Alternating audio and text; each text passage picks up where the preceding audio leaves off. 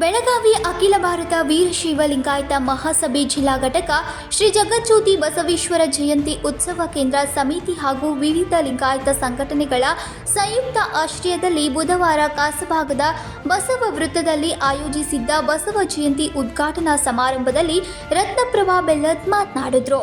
ಹಮ್ಮಿಕೊಂಡಿದ್ದೇವೆ. ಈಗಾಗಲೇ 5ನೇ ತಾರೀಕು ಬೃಹತ್ ಬೈಕ್ ರ್ಯಾಲಿಯನ್ನು ನಾವು ನೆರವೇರಿಸಿದ್ದೀವಿ. ಇವತ್ತು ಬಸವ ಭಾವಪೂಜೆ ಹಾಗೂ ಶಟಸ್ಥಲ ಧ್ವಜಾರೋಹಣ ಈಗ ಪೂಜ್ಯ ಗುರುಸಿದ್ಧ ಮಹಾಸ್ವಾಮಿಗಳ ಅಮೃತ ಹಸ್ತದಿಂದ ಇಲ್ಲಿ ಬಸವೇಶ್ವರ ವೃತ್ತದಲ್ಲಿ ನೆರವೇರಿತು. ಈಗ 10 ಗಂಟೆಗೆ ಕಾಸಭಾಗದ ಬಸವೇಶ್ವರ ವೃತ್ತದಲ್ಲಿ ಉದ್ಘಾಟನಾ ಕಾರ್ಯಕ್ರಮವನ್ನು ನಾವು ಅಲ್ಲಿ ಹಮ್ಮಿಕೊಂಡಿದ್ದೇವೆ. ವಚನ ನಿಬಂಧ ಸ್ಪರ್ಧೆಯನ್ನು ನಾವು ಇಟ್ಟುಕೊಂಡಿದ್ವಿ. ಆ ಮಕ್ಕಳಿಗೆ ಈಗ ಬಹುಮಾನ ವಿತರಣೆಯನ್ನು ಸಹ ನಾವು ಅಲ್ಲಿ ಮಾಡಲಿದ್ದೇವೆ. ಇವತ್ತು ಸಾಯಂಕಾಲ ಅಮಾವಾಸ್ಯೆಯ ಸತ್ಸಂಗ ಕಾರ್ಯಕ್ರಮ ಪ್ರತಿ ತಿಂಗಳ ನಡೆಯುವಂತೆ ಲಿಂಗಾಯತ ಭವನದಲ್ಲಿ ಚಿಕ್ಕೋಡಿಯ ಡಾಕ್ಟರ್ ದಯಾನಂದ ನೂಲಿ ಅವರಿಂದ ಲಿಂಗ ಪೂಜಾ ಪ್ರಾತ್ಯಕ್ಷಿಕೆಯನ್ನು ಅವರು ನೀಡಲಿದ್ದಾರೆ. ನಾಳೆ ಮುಂಜಾನೆ ವಚನ ನೃತ್ಯ ಸ್ಪರ್ಧೆ ಇದೆ ಲಿಂಗಾಯತ ಭವನದಲ್ಲಿ ಮುಂಜಾನೆ 10 ಗಂಟೆಗೆ. ಸಾಯಂಕಾಲ ಮಹಿಳಾಗೋಷ್ಠಿ ಇದೆ.